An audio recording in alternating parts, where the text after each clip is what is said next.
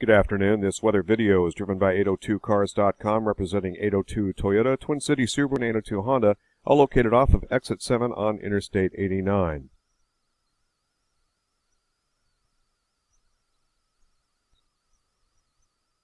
This VELCO weather hazards outlook for impacts utilities. It looks like for this period we'll see a potential across northern areas where thunderstorms will form and move into the region this Saturday evening.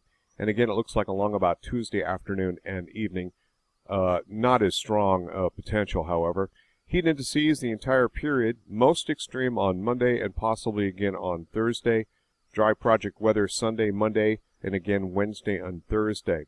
Tropics remain quiet, so no issues there. Beyond this period, Friday could be a very active day with more thunderstorms just out ahead of a cold front. That'll be followed by refreshingly cooler and drier stable conditions, potentially for next weekend.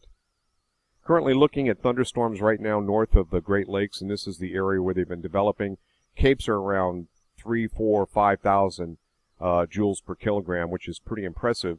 But much of the atmosphere to the south of this point and to the east is capped. The cap looks like it's going to break, across Vermont anyway, somewhere between 6 and about 8 o'clock this evening.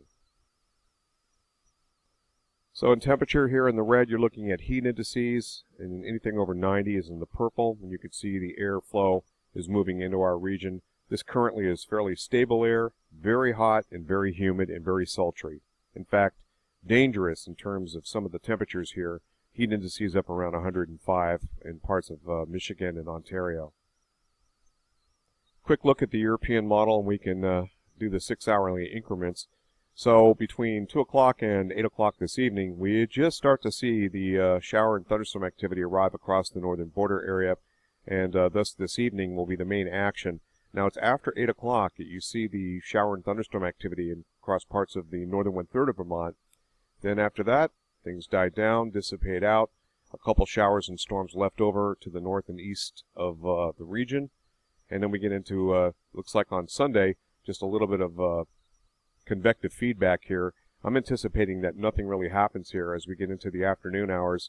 This all kind of diminishes. So that is just a model issue. I'm anticipating dry weather all day on Sunday due to the fact that we're going to have a cap in place, but very hot and humid conditions.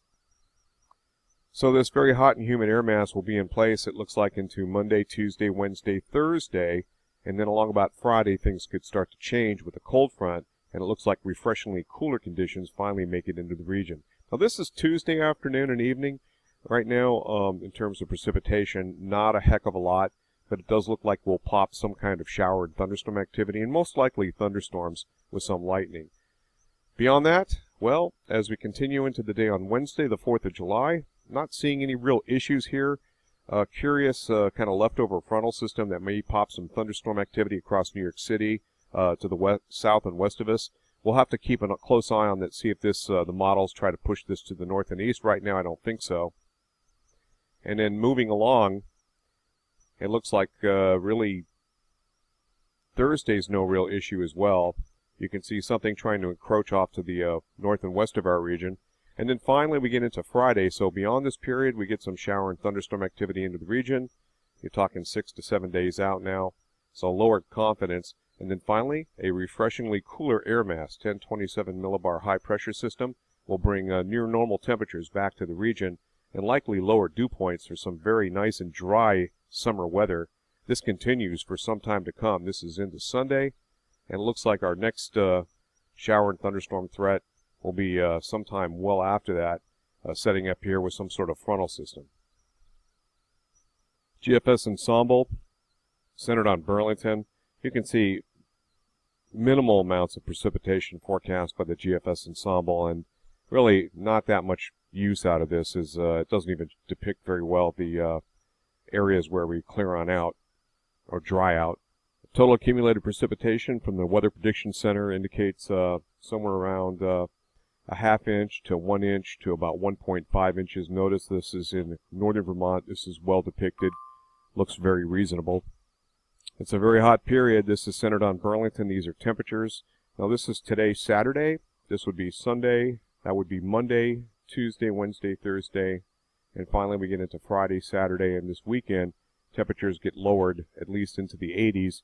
European models depicting also similar, refreshingly cooler, near normal conditions in terms of temperature.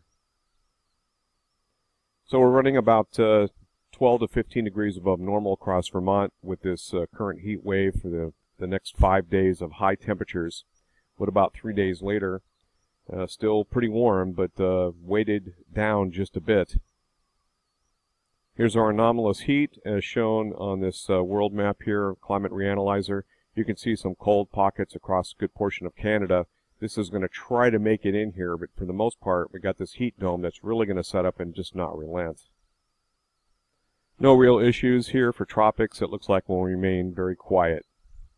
And we'll leave you on this note here with extremely high capes. Look at that. Capes, surface-based capes of around 5,000.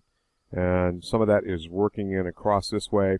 And this is where we're expecting our thunderstorm activity to track right into northern Vermont, but probably not until later this evening. A couple rogue cells further off to the north. That's it from here. Thanks for watching. Roger Hill, Wuthering Heights Consulting.